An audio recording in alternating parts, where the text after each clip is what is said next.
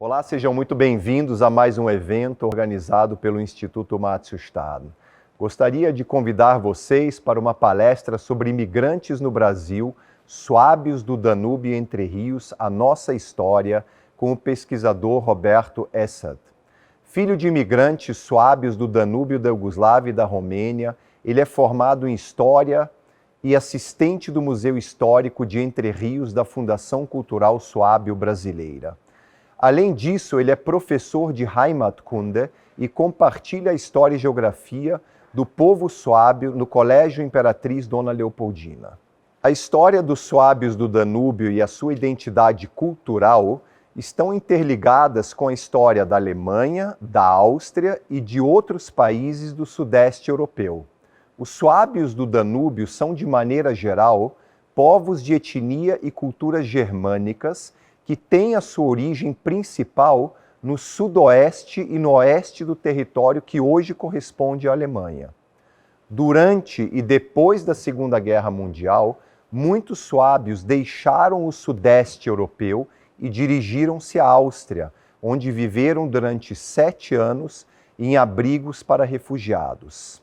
Depois disso, cerca de 500 famílias imigraram para o Brasil através de um projeto que tinha como iniciativa a fundação de uma cooperativa agrária e a colonização dos Campos de Entre Rios, localidade que é um distrito do município de Guarapuava, no Paraná. Espero que aproveitem essa palestra e conheçam um pouco mais desse capítulo da imigração alemã no Brasil. Olá, tudo bem? Meu nome é Roberto Essert, eu trabalho no Museu Histórico de Entre Rios, aqui em Guarapuava, no Paraná, e fico bastante feliz em poder contribuir um pouquinho falando sobre os imigrantes do Brasil, focado dentro da história dos suábios do Danúbio e a nossa comunidade de Entre Rios. Então, quem são os suábios do Danúbio? Então, a história dessas pessoas começa há 300 anos atrás, lá no centro da Europa, e isso é no início do século XVIII, quando teve aquelas batalhas grotescas no centro da Europa, entre os turcos otomanos e os Habsburgos, um querendo tomar as terras dos outros, aumentando seus territórios. Início, os Habsburgos se juntando com o pessoal do Sacro Império Romano das Nações Alemãs, junto com Polônia e Roma, evitando de perder a cidade de Viena naquelas batalhas de 1683 e conseguindo retomar uma região que tinha sido tomada pelos otomanos dos Habsburgos nos anos de 1500 já. Nisso, numa dessas batalhas, se a gente olhar onde é que essa região ou localização, onde é que moravam os turcos e os Habsburgos conseguiram retomar, a gente conhece como a região da Bacia Panônica. E essa região da Bacia Panônica, após ser retomada nessas grandes batalhas turcas, os imperadores, então, eles resolveram que você precisava urgentemente colonizar ela. Colonizar por quê? Porque ficou devastada durante essa Guerra dos 30 anos, e nisso essa região, então, tinha que ser colonizada urgentemente com algumas pessoas que protegessem as fronteiras contra novas invasões. Nisso, eles viram que existia uma região que hoje é o sul da Alemanha, que estava hiperpovoada. Essa região tinha um monte de pessoas descontentes, porque dentro da área da agricultura, da lavoura, eles não conseguiam mais crescer, porque tinham muito mais pessoas do que áreas disponíveis. Aí eles resolveram de unir o útil ao agradável e fizeram um chamado para que essas pessoas dessa região migrassem para a região que tinha sido retomada nessas batalhas nas guerras turcas. E centenas de milhares de pessoas se inscreveram nesses projetos porque receberiam um monte de benefícios, como terra para plantar, isenção de impostos, uma casa para morar, e em contrapartida precisavam proteger as fronteiras contra novas invasões. E a gente sabe que essas migrações ocorreram, então, durante o século XVIII, as pessoas viajando pelo rio Danúbio, em umas pequenas barcas chamadas caixas de Ulm, né? E que era a primeira promessa do imperador sendo cumprida, a sua casa para morar.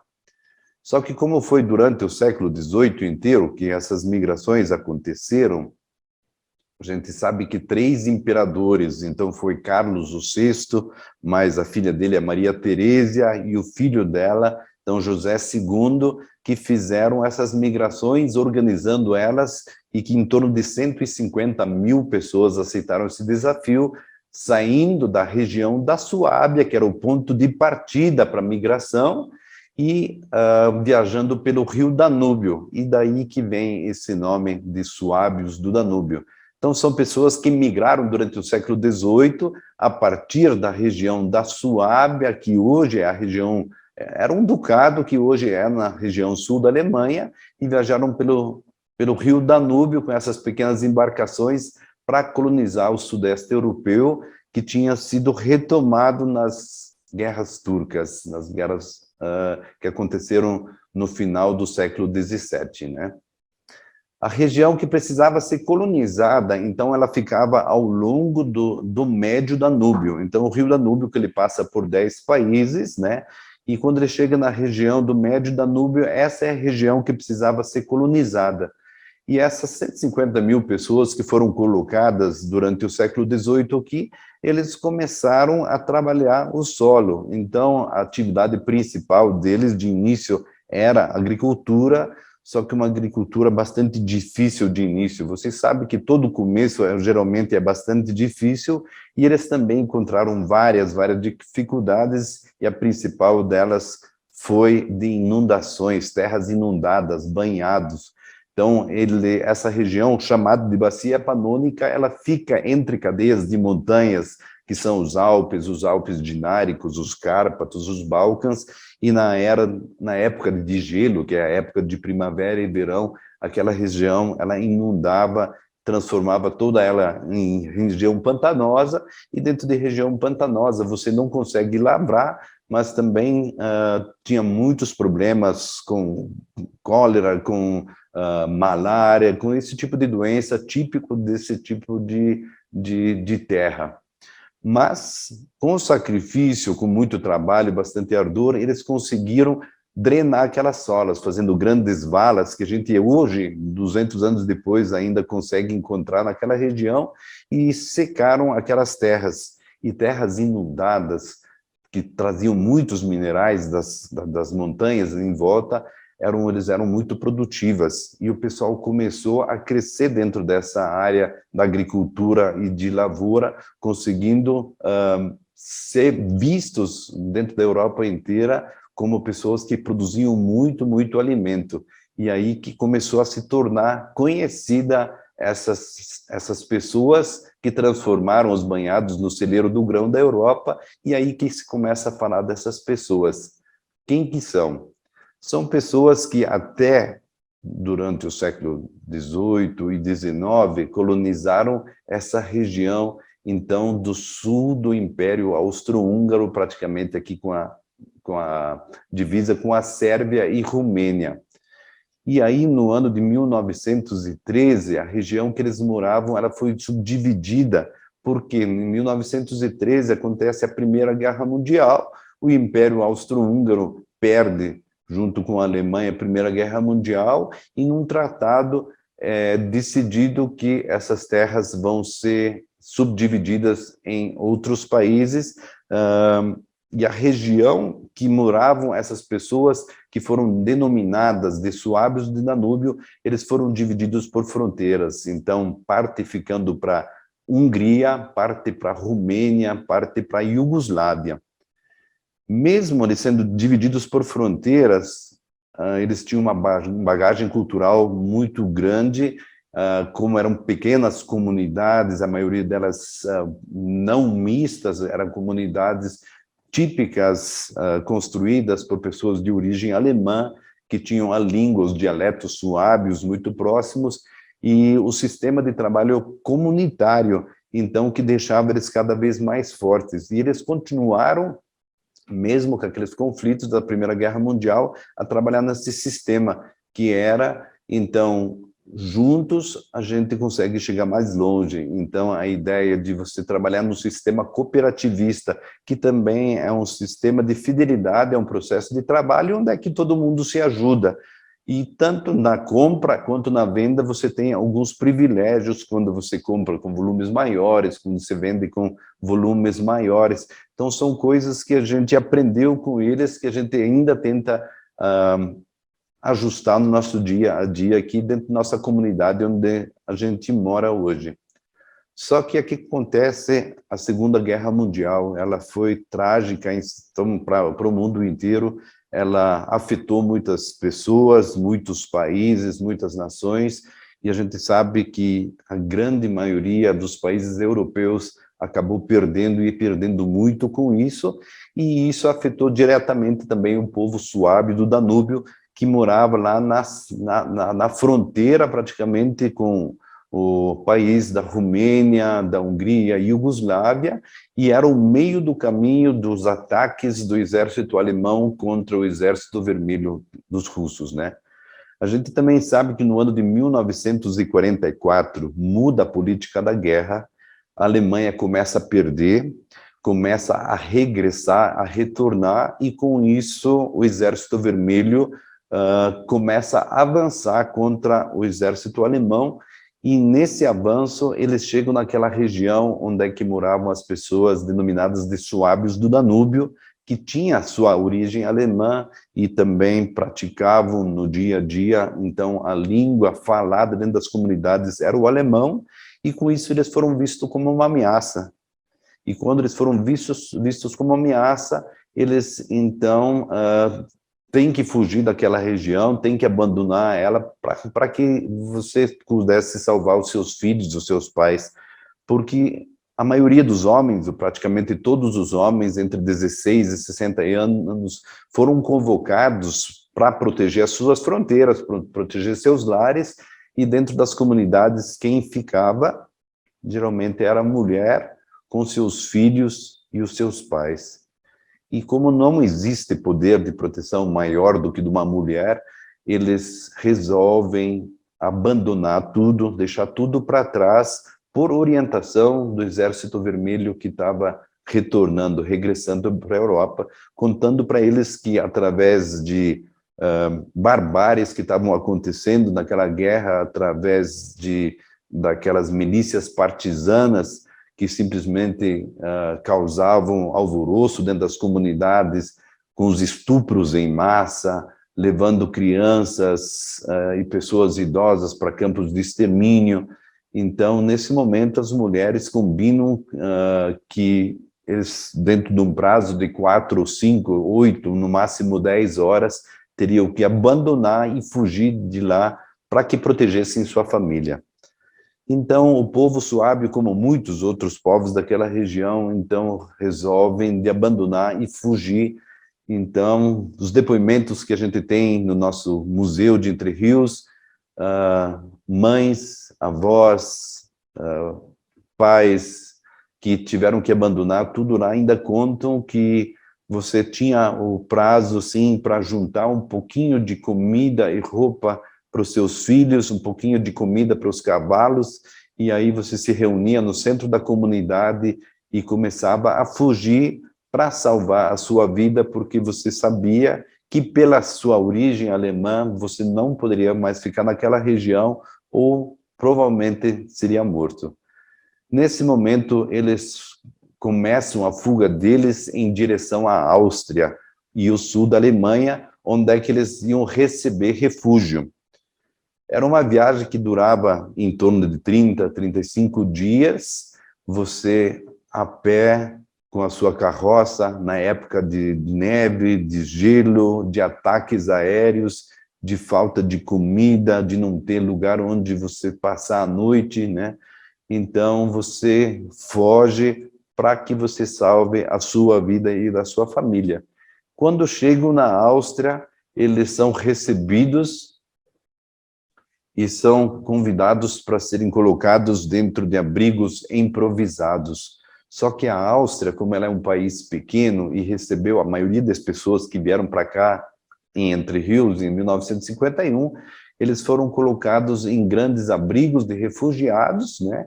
E trabalhavam de um dia para outro com a esperança de receber um pedaço de pão para comer, e você sabe que a estrutura dentro da Áustria também estava abalada, porque eles passaram pela guerra, e lá também aconteceu o caos com uma falta de estrutura para que eles mantivessem todos esses refugiados, porque não tinha escola para todo mundo, não tinha escola, não tinha trabalho, não tinha hospital, não tinha estrutura nenhuma para ficar com todos os refugiados que foram procurar esse abrigo na Áustria, que era um país que tinha em torno de 7 milhões de habitantes naquela época, e recebeu 1,5 milhão de refugiados na procura de um lugar para salvar a sua vida.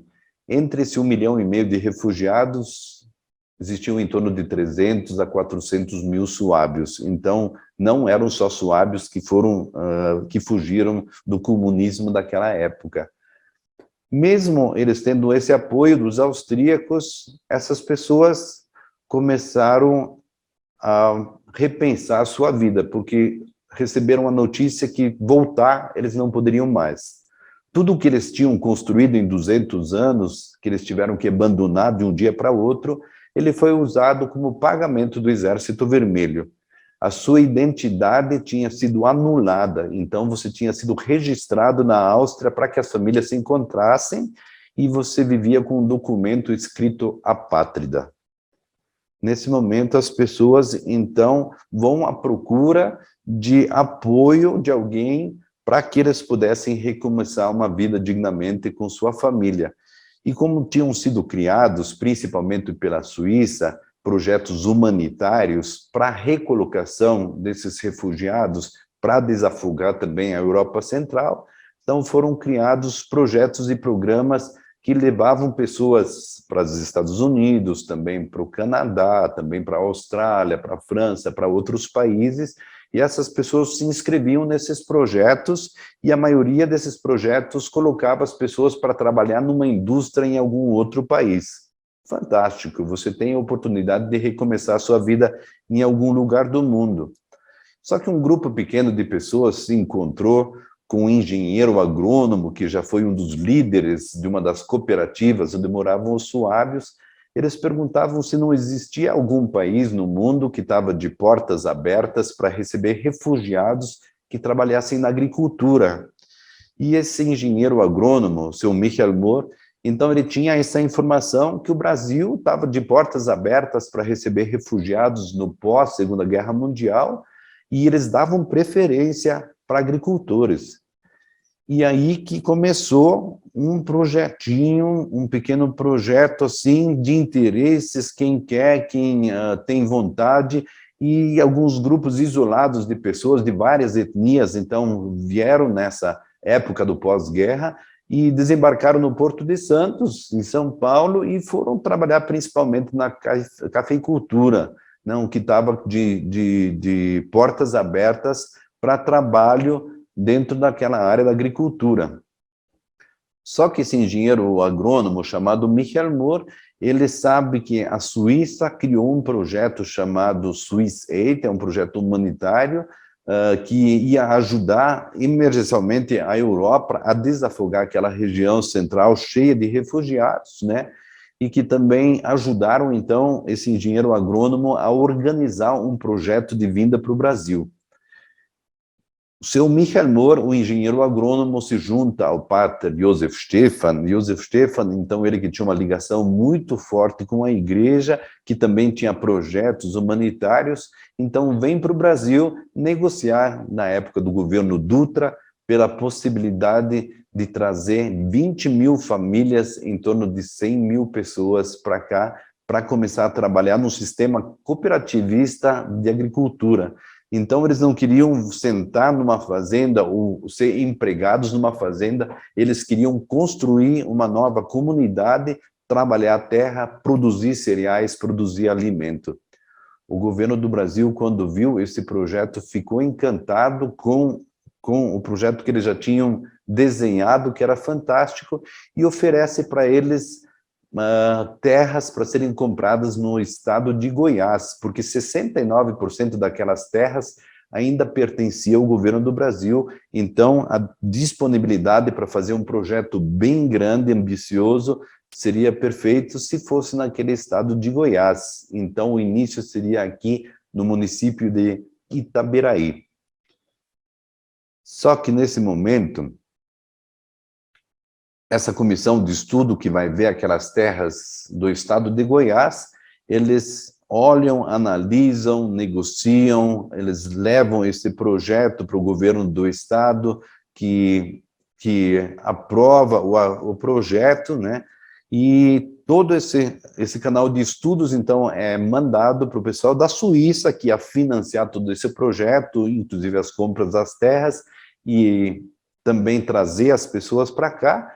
Então, eles acabaram descartando esse projeto, inviabilizando ele por vários motivos, e um dos principais motivos é a distância do centro consumidor. Então, de lá até São Paulo, Rio de Janeiro, onde era o principal consumidor, era muito longe. Então, com preços, você não era competitivo. Então, provavelmente o projeto não daria certo, porque ele não teria um lucro suficiente para que ele se pagasse. O segundo era que o clima era totalmente diferente do que essas pessoas conheciam. Eles eram especialistas no cultivo de cereais de inverno, que é o trigo e a cevada. E no estado de Goiás era muito quente contra o que eles conheciam, e também meio ano chove, meio ano não chove, e então a chance do projeto dar certo era muito pequena, né?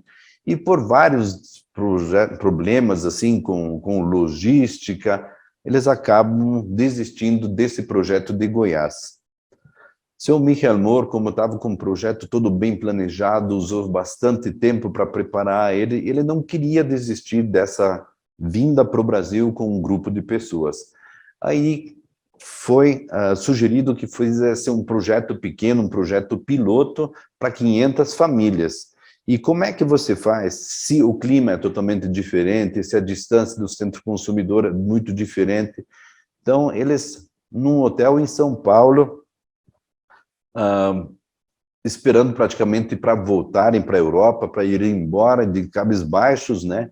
Então, recebem uma notícia bastante gratificante por um secretário da Agricultura do Paraná. Então, era o seu Francisco Peixoto de Lacerda Werneck, que tinha sido escolhido pelo recém-eleito governador do Paraná, Bento Munhoz da Rocha Neto, para que ele fizesse uma reunião com um almirante chamado de Aires Fonseca de Castro, que era uma pessoa que tinha uma ampla visão de negócios, assim, e com histórias de sucesso do que você faz para desenvolver alguma região.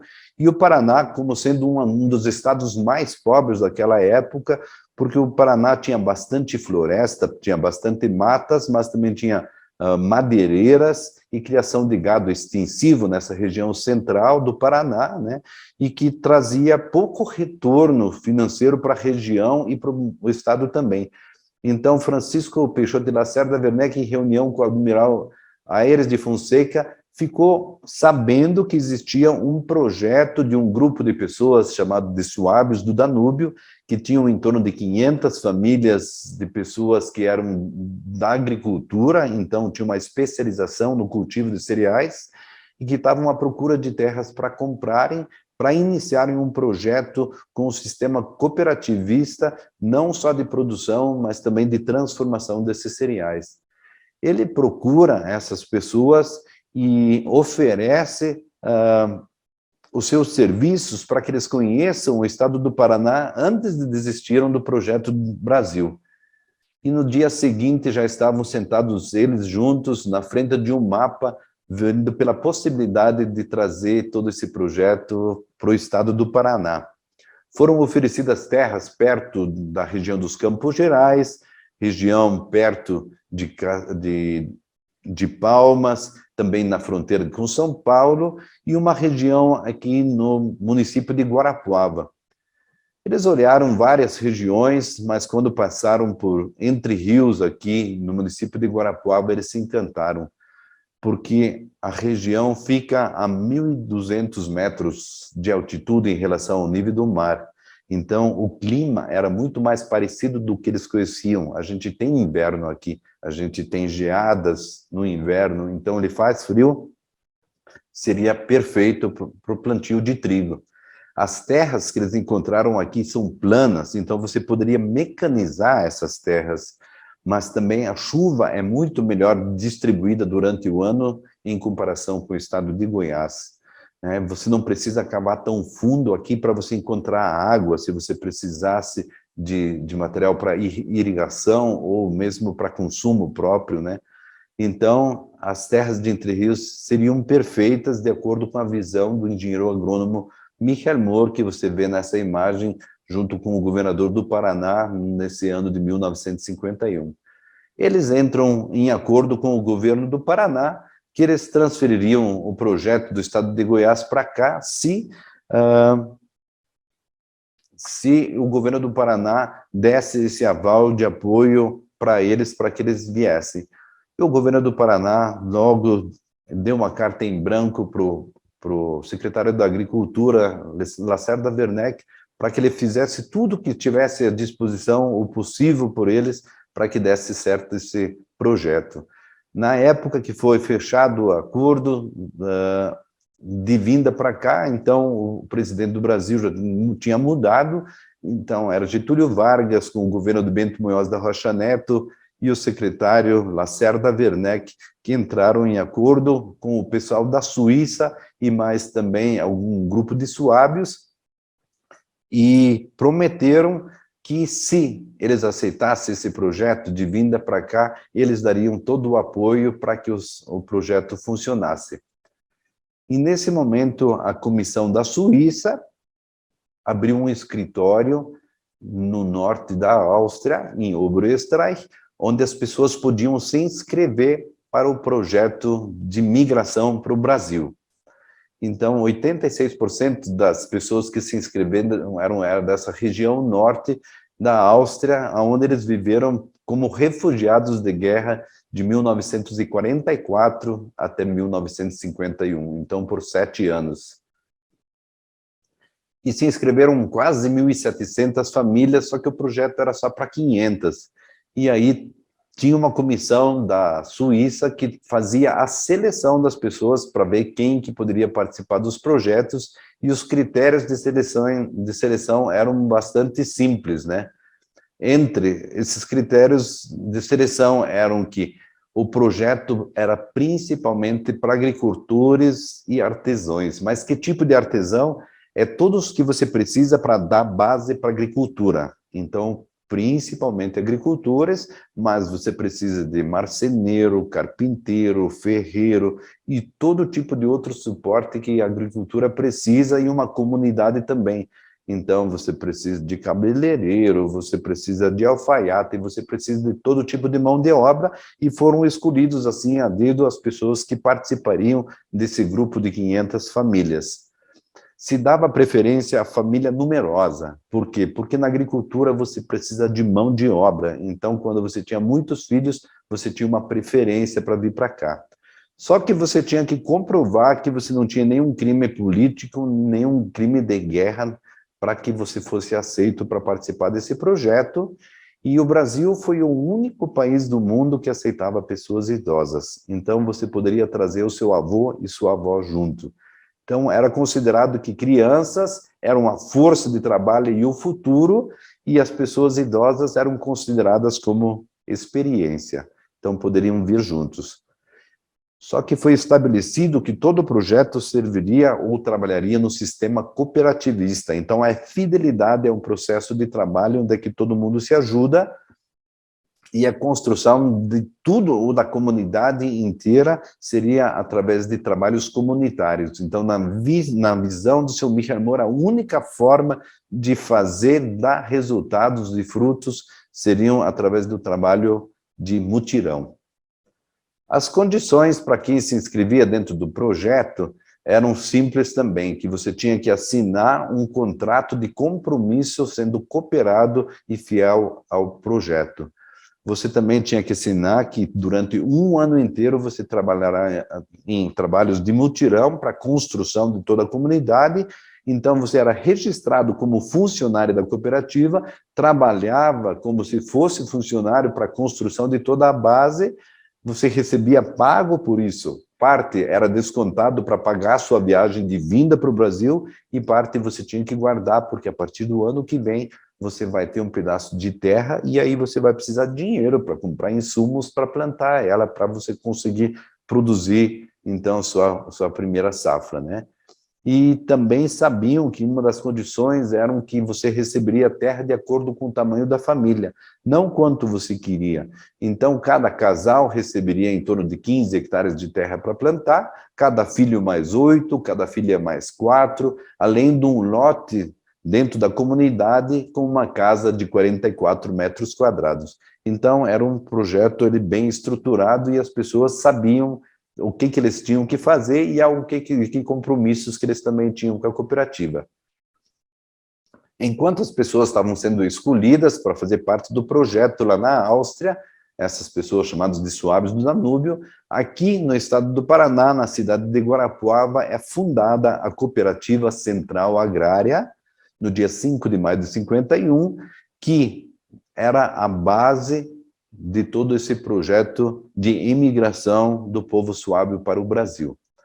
Então, era um grupo de engenheiros suábios para encabeçar o projeto, um grupo de pessoas da comissão da Suíça que participaram diretamente do projeto, financiando ele, mas ajudando no controle de todo o programa. E, por sorte também, essas pessoas, eles trouxeram muito dinheiro da Suíça para investir junto ao projeto e tinham que comprovar esse investimento na Suíça e por isso que registraram todo esse programa. Eles também filmaram a maioria do início do projeto, mas também tiraram muitas e muitas fotos e deixaram tudo isso para o nosso museu aqui, para que a gente possa contar para nossas gerações futuras de por que a gente tem uma comunidade nesse formato aqui no Brasil. E para você conseguir constituir uma cooperativa dentro do Brasil, você também precisa de pessoas locais. Então, são 3 fazendeiros que ajudaram no projeto de implantação da comunidade aqui em Entre Rios e participaram com a fundação da cooperativa agrária em 51.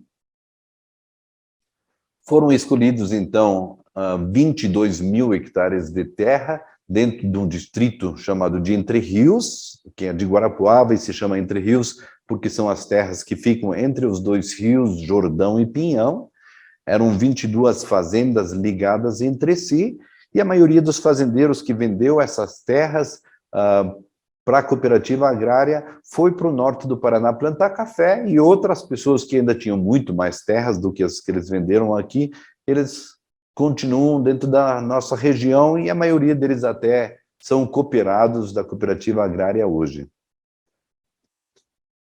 A estrutura da terra aqui de Entre Rios, então, era mecanizável, ela era plana, só que ela tinha alguns problemas de desgaste natural por ela ser de pastagens, então gramíneas baixas, e as terras eram bastante ácidas. Pelo tipo de vegetação já se via isso, mas em matéria de minerais, ela serviria para você plantar trigo.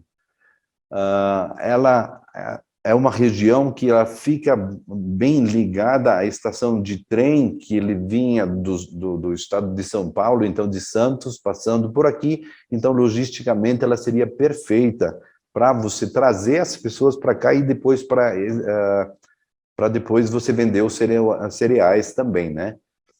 O clima bastante apropriado, muito mais próximo do que eles encontraram no estado de Goiás, e o que mais funcionou, então, foi esse apoio do governo local. Então, pessoas que queriam eles aqui, que tinham uma esperança que eles conseguissem contribuir com o desenvolvimento da região, né?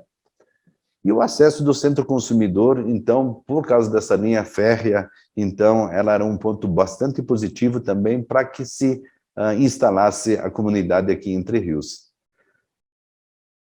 Logo em seguida, a fundação da cooperativa agrária, que foi fundada antes de virem as pessoas para cá. Então, partem os navios trazendo essas 500 famílias.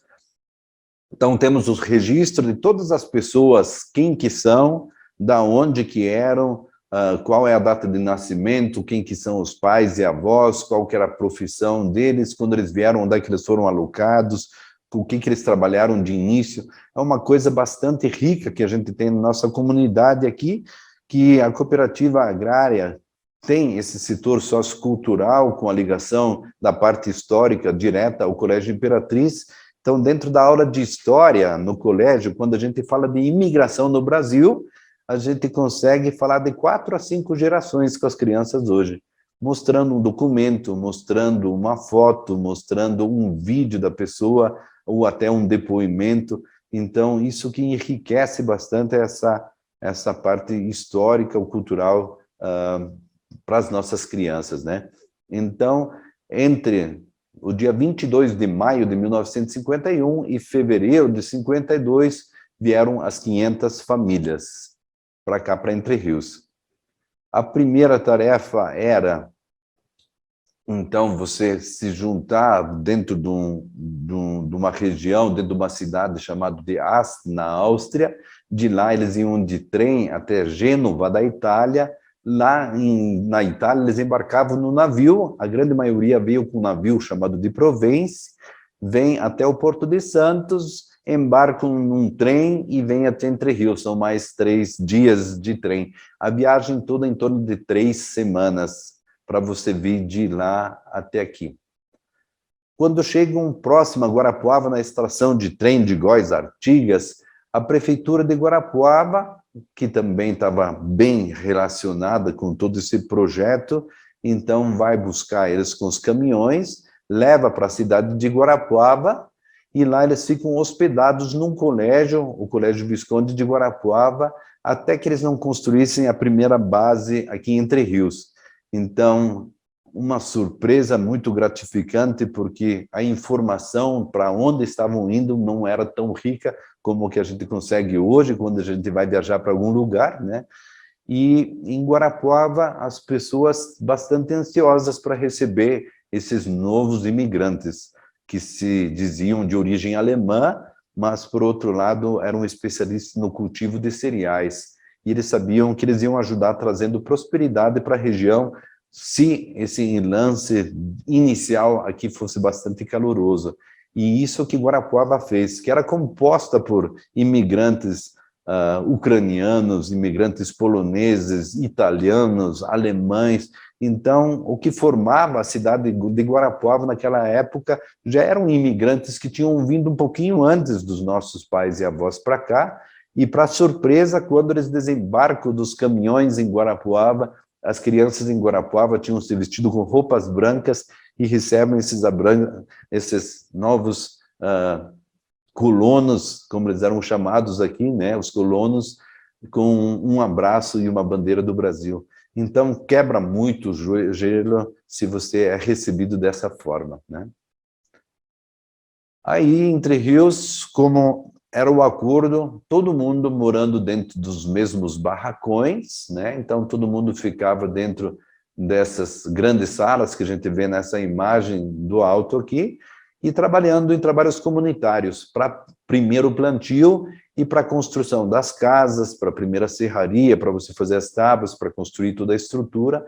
Então, durante um ano inteiro, as pessoas trabalharam no sistema de mutirão, construindo num tempo recorde, assim, 500 casas, e aí depois, por sorteio, cada família receberia sua casa e um pedaço da lavoura, e a partir desse momento você já tinha um lar ou um chão sobre os pés, que você pode chamar de seus também, só que todos sabendo que eles tinham uma dívida, então você tinha um ano de carência e mais 5 anos para pagar de volta essas terras. As casas construídas em mutirão tinham o tamanho de 5,5 por 8, então as casas eram um padrão de em torno de 44 metros quadrados, né? E você primeiro construía ela, depois você puxava um papelzinho com o número, daí você sabia qual que era o seu. Então, para você caprichar em todas, porque uma vai ser a sua. E nos depoimentos que a gente tem aqui, então dessas 2.446 pessoas que vieram para cá no ano de 1951, nós hoje, que é o dia 29 de outubro de 2021, nós temos 173 vivos ainda. Então é uma história bastante recente a nossa. Ela tem apenas 70 anos. Então, crianças ou adolescentes, jovens que vieram naquela época com de 1 a 20 anos, a gente ainda tem entre nós aqui. E nos depoimentos que a gente tem gravados dos mais velhos, então eles contam que um dos momentos mais emocionantes, um dos momentos que mais deu alegria para eles foi o dessa imagem de baixo aqui, mostrando o dia do sorteio da casa. Então, aqui você vê o tamanho de uma família, aqui você vê os bens que eles tinham trazido, como era a comunidade, como é que eram as terras daqui, como é que era o início, como é que eram as casas. Então, a foto que conta uma história sozinha. Só que vocês sabem, de novo, que todo começo tem suas grandes dificuldades, e uma das maiores dificuldades iniciais foi a produção dos cereais. A produtividade era muito baixa, as terras eram muito ácidas, e demorou bastante tempo para você conseguir corrigir elas. Além de você conhecer as sementes trazidas, ou as sementes fornecidas de início para o plantio, elas não se adequavam à terra. Eles não conheciam também o clima daqui. A gente, na época de colheita da safra de inverno, que é principalmente nessa época de agora, do mês de outubro, novembro, então é uma época bastante chuvosa. E como naquela época era todo o trabalho manual ainda, as frustrações de safras assim foram inevitáveis. Então, muitas chuvas estragando do pouco que tinha crescido no campo. Isso não trazia tanta rentabilidade para que você pudesse pagar sua despesa, sua dívida que você tinha da compra das terras e da sua viagem para cá. A maioria das famílias tinha um sonho também de colocar suas crianças, seus filhos na escola. A educação era fundamental e não tinha escolas de início aqui que dessem esse suporte de educação para essas crianças. Mas também o Brasil foi o único país do mundo a aceitar pessoas idosas, só que aqui na nossa região não tinha um atendimento adequado de saúde para essas pessoas nessa época. Então, esses foram alguns dos fatores assim que foram determinantes para que algumas famílias acabassem desistindo do nosso projeto, do projeto de Entre Rios.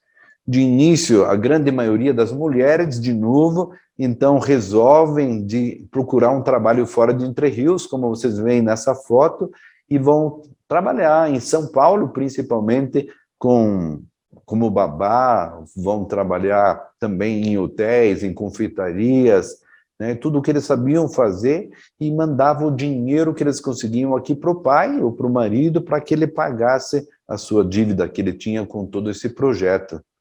Só que como esses anos de frustração se alongaram cada vez mais, e a perspectiva de dar certo o projeto ainda estava bastante pequena, a gente teve muitas pessoas que acabou indo embora. Então essa segunda foto mostrando deles em cima de um caminhão, mostra que você resolvia de ir atrás da sua filha, que estava lá em São Paulo, que tinha um emprego garantido, e muitos deles também tinham parentes que tinham ficado na Europa e que falaram do milagre da reconstrução da Europa. Então, Áustria, Alemanha, aquele com o milagre da reconstrução, e lá com uma estrutura básica de empregos, mas também de educação e de saúde, fizeram com que muitos acabassem devolvendo as terras para a cooperativa, para que fossem recolocados numa reforma agrária interna, né? E acabaram abandonando o projeto. E a gente está falando de 50%. Então, a metade dos que vieram acabaram desistindo do projeto ou indo à procura de algo melhor, com uma garantia um pouquinho maior.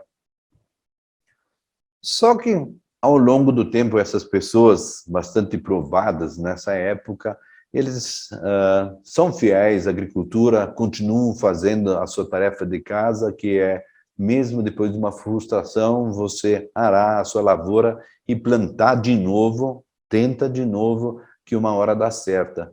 E outros programas e projetos que são implantados dentro da cooperativa com a industrialização para agregar valor ao cereal. Então, se você faz uma pesquisa de que tipo de adubação que precisa, se você faz uma pesquisa do que o cliente está à procura e consegue desenvolver esse produto, e aí você consegue, dentro da agricultura, melhorar a sua produção agrícola, e isso depois, dentro do sistema cooperativista, já industrializar ele, você agrega valores.